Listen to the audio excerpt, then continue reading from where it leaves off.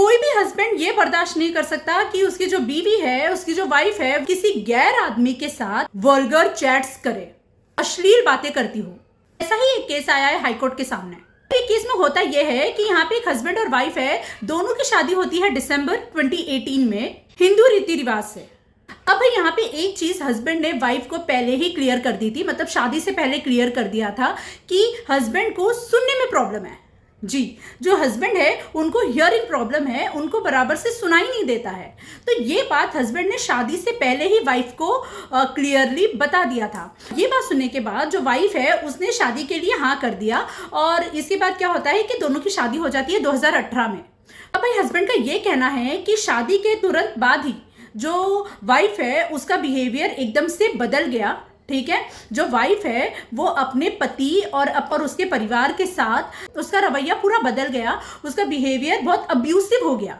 जो वाइफ है वो अपने हस्बैंड और हस्बैंड की फैमिली के साथ अब्यूसिव लैंग्वेज यूज करने लगी, गाली गलौज करने लगी। और यही नहीं, जो वाइफ है वो हस्बैंड की जो माता जी हैं उनको बहरे की माँ ऐसा करके बुलाती थी। तो जो वाइफ है उसका जो बिहेवियर है वो बहुत बदल गया था, बहुत ही अब्यूसिव हो गया था, बहुत ही गलत हो गया था, जिससे हस्बैंड को मेंटल टॉर्चर होने लगा था। यहाँ पे शादी के 1.5 महीने बाद जो वाइफ है वो हस्बैंड का घर छोड़कर चली जाती है। ठीक है, और फिर हस्बैंड के घर पे लौटने से भी मना कर देती है।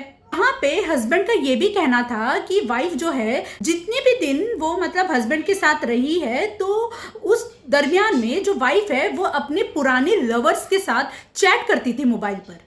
और सिर्फ बातें ही नहीं करती थी, बल्कि जो वाइफ है वो अपने पुराने बॉयफ्रेंड के साथ वल्गर चैट्स करती थी, काफी अश्लील बातें करती थी। वाइफ जो है उसके और उसके हस्बैंड के बीच में जो फिजिकल रिलेशनशिप था वो सब के सब शेयर करती थी अपने पुराने बॉयफ्रेंड के साथ। और वाइफ जो है उसने बहुत बार हस्बैंड और उसकी फैमिली को ये धमकी दिया था कि वो पुलिस स्टेशन जाकर हस्बैंड और उसकी फैमिली के अगेंस्ट झूठी कंप्लेंट कर देगी, झूठी एफआईआर कर देगी। मतलब वाइफ जो है वो हस्बैंड और उसकी फैमिली को ये धमकी देती थी कि वो हस्बैंड और उसकी फैमिली को झूठे केसेस में फंसा देगी। हस्बैंड जो है वो पुलिस स्टेशन जाते हैं, रिटन कंप्लेंट देते हैं, और जो वाइफ जो है वो जो टॉर्चर करती है हस्बैंड को, जो उसने धमकियां दी है, वो सब कंप्लेंट पुलिस स्टेशन में हस्बैंड दे देते हैं।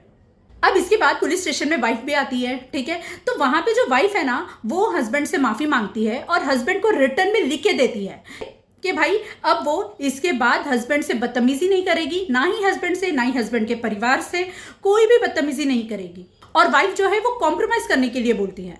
अब भाई वाइफ ने लिखकर तो दे दिया, ठीक है, उसने माफी मांग ली कि अब से वो अपना बिहेवियर सुधार लेगी, हस्बैंड और उसकी माता जी को परेशान नहीं करेगी। लेकिन इसके बाद भी जो वाइफ है उसका बिहेवियर बिल्कुल नहीं बदलता है। जैसा उसके बिहेवियर पहले था, ठीक है, तो वो अपना वैसे ही बिहेवियर कंटिन्यू रखती है अपनी हस्बैंड और उनकी फैमिली के साथ। अब ये सब होने के बाद हस्बैंड को हो जाता है मेंटल टॉर्चर, तो हस्बैंड जाते हैं फैमिली कोर्ट, और फैमिली कोर्ट में हस्बैंड डाइवोर्स पिटीशन फाइल करते हैं। कोर्ट के सामने उन्होंने सारे सबूत दिए। ठीक है, जो वाइफ है वो अपने बॉयफ्रेंड के साथ जो वल्गर चैट्स करती थी, अश्लील बातें करती थी, तो वो सारा जो है स्क्रीनशॉट हस्बैंड ने कोर्ट के सामने पेश कर दिया। अब ये सब मामले पे गौर करने के बाद फैमिली कोर्ट ने हस्बैंड को डाइवोर्स ग्रांट कर दिया, मतलब फैमिली कोर्ट ने हस्बैंड को डाइवोर्स दे दिया।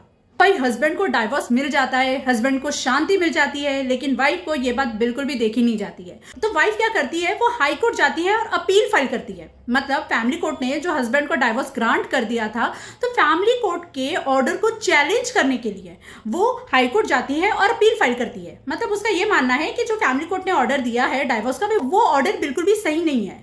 तो यही मुद्दा वाइफ जो है वो हाई कोर्ट के सामने रखती है। ठीक है, अब भाई वाइफ जो है वो हाई कोर्ट के सामने ये बोलती है कि जो भी हस्बैंड ने आरोप लगाया है वाइफ के ऊपर, तो वो सब के सब झूठे आरोप है।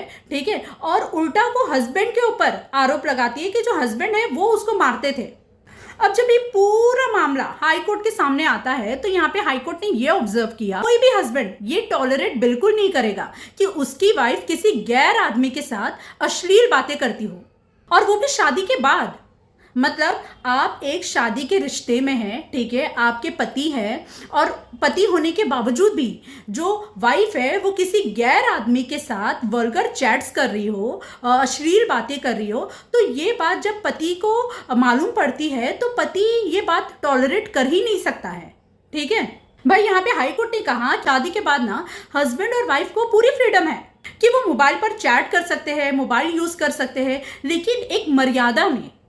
इसका मतलब ये नहीं कि शादी हो जाती है और उसके बाद जो वाइफ है वो अपने बॉयफ्रेंड के साथ अश्लील बातें करती हो, ठीक है, वल्गर चैट्स करती है, या फिर अपने और हस्बैंड के बीच में जो फिजिकल रिलेशनशिप को डिस्कस करती हो, तो ये कोई भी हस्बैंड टॉलरेट नहीं करेगा। अगर वाइफ हस्बैंड के रहने के बावजूद भी किसी गैर आदमी से वल्गर चैट्स करती है, अश्लील बातें करती है, तो फिर ये एक मेंटल क्रुएल्टी है जी।